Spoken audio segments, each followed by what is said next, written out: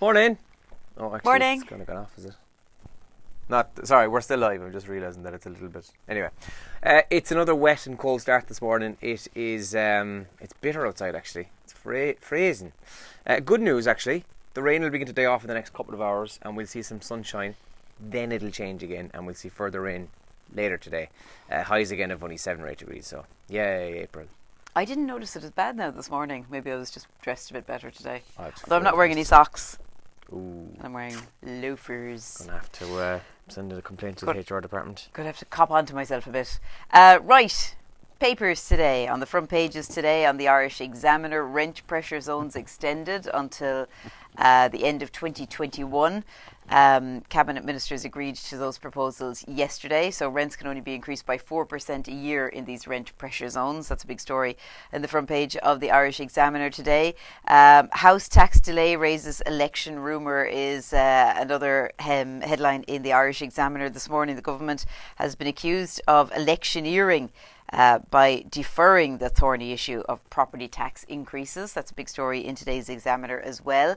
CUH in black escalation, 70 patients waiting on trolleys at CUH yesterday. It's another big story in today's Irish Examiner. The Times Ireland edition has a picture of Mr. Data from Star Trek on the front page of it this morning, aka Mark Zuckerberg. He's the spitting image of him, lads.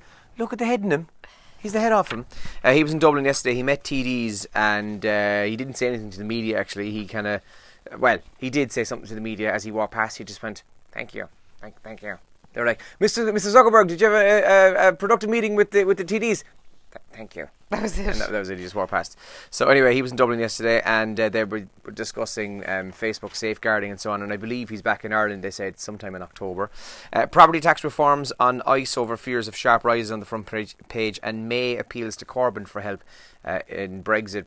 To break the Brexit deadlock, and I read this morning now that obviously he's the opposition party leader, and now her own MPs, like they haven't been already, are going to completely turn against her because she decided to go to the dark side, if you'd like, and ask for help. Yeah. So they're like, no, you can't do that. So yeah. Yeah, they're freaking out. It's one of the Irish Independent's big stories as well this morning. And the front page there, Corbyn accepts Theresa May's invitation for cross-party talks to avoid that no-deal Brexit. Also in the Independent today, have a think about how much of your net income you spend on rent for a moment, because households caught in the rent trap are spending as much as half their income on accommodation. Wow. That's madness, desperate, isn't it? Imagine. So there's a new report out and it shows the crippling costs of housing and the rental crisis, and the costs if to people, to you and me and everybody else who's renting. Well, I'm not renting, but a lot of you are. Working parents spending a fifth of their monthly pay on childcare as well is another headline. A fifth? Okay, I was spending more than that actually on childcare, and I've only one child, so that's really bad. But this is when she was a baby, say, and when I went back to work first. A fifth, yeah, I would have spent more than that. It's a lot, isn't it? It is a lot, yeah. A lot of monies. And in the Sun this morning, an awful, shocking story. Students placed in lockdown as gun horror outside school. Feud thug opens fire as kids finish up for the day. This is Riverside Community College in Dublin. And it's a manhunt is underway after a man appeared to be shooting outside the school yesterday. Gosh. Shocking stuff. Mad. And a picture of Leo Varadkar and Kylie Minogue. Oliver Callan has his say on Leo's letter to Kylie. Is also on the front page of the Sun there this morning.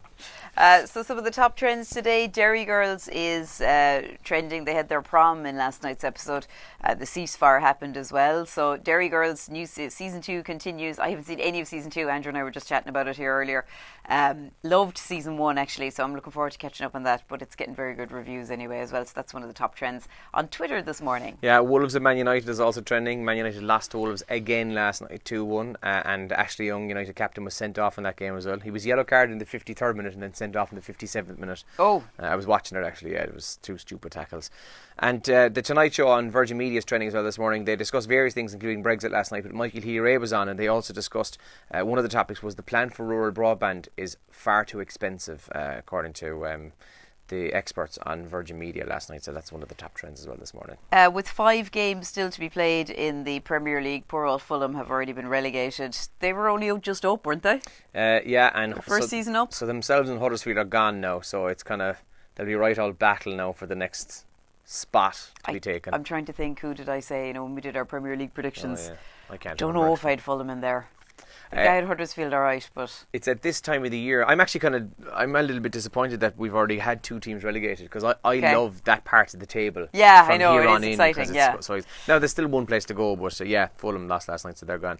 And I was reading this last night as well. Ant and Dec last year, despite Ant not being on TV only for, I think, was it February, March last year, and then he was off TV for rehab, they still made each of them 12 grand a day. A day. That's what they make. Nice. That's their contract. So and that's despite Ant being AWOL for most of that. So he was on. He had the Saturday Night Takeaway and some of Britain's Got Talent, and up until whenever that was, March or whatever it was, and then he was off screen. So still 12 grand a day. And it's just it drives me insane. And you know how much I like Ant and Dec, and I think they're so talented. And I used to love watching them. I probably won't anymore. But I think it's just disgusting the way Ant was just, he's still a hero, he's still a legend. Just if any other person in town got caught drink driving like that or doing what he was doing, people think they were a scum, like. Yeah. They would, like, they'd be talking about them, they'd be, he's a poor Ant, poor Ant, but like, it's such double standards for people, like. Oh yeah. Yeah. And that this is all ahead of press for the return of Britain's Got Talent on Saturday night. So they're back this weekend. It drives me insane. It really drives me mad. Every time I read anything about him, and the papers are so like poor, they're so on his side, like, you know. And like, I'm not saying they should be down on him, but just let him go away and deal with his stuff without making him into some kind of drink driving hero. Anyway, Britain's Got Talent is back on Saturday night anyway. I assume it's on Virgin Media TV. I won't watch it now. I don't watch it anyway, so I don't actually watch it either. No impact on me whatsoever. Also, now on the show this morning, we will be playing What's for Breakfast. Who's for breakfast? And What's for breakfast? What is for breakfast? What is for breakfast is actually on a small black pudding. Oh, I wish. Yeah, so that has to come on board as our sponsor, and every single morning that this is going to happen, you're going to hear us talking about it, for the simple reason that since Monday, every time we've mentioned it, we both kind of go, that'd be nice now. So morning to the boys and Ashes, but thanks to them, we're up to €230 today. Will we get some black pudding? We should do that. What day is today? Wednesday. Friday morning. We'll have black pudding for our brekkie here. We'll just do it this morning. Well, how are we going to cook it? I have a George Foreman. Is it in work? No. Nah, I didn't think so, you see. I can go home and cook it as well. But sure, I often go home and bring it in. Do you? I often go home and bring it in and then I'd say you haven't done that in 2 years. When was the last time we had the George Foreman in here? Oh, you were off. I had it in here 2 weeks ago. Oh, right. I haven't seen it for a long time. Jesus. Actually, I'm a bit mean that way in that I brought the George Foreman in. I've often cooked on it, cleaned it off, and then took it home. And I know that people in here have gone to the shop and bought stuff specifically to use on it, but I've taken it home. Oh, that's you, all right, yeah. Well, sure, that's their problem. But anyway, so with thanks to Ashes on a Scald Black Pudding, we'll continue that. 230 quid this morning if you can identify who she is. I was asked again yesterday. Is it somebody famous, like? And I was like, no. It's just a random voice from South Africa. Someone we met once. There's Margaret and Paula and loads of other people saying good morning to us as well. Morning, ladies, and morning, everybody. And you can let us know what you're up to for today by leaving a message here, or you can get us on WhatsApp or text when we start the show in just a few minutes. Yeah, that's going to be happening. So listen, we're going to go stick the kettle on and have a coffee.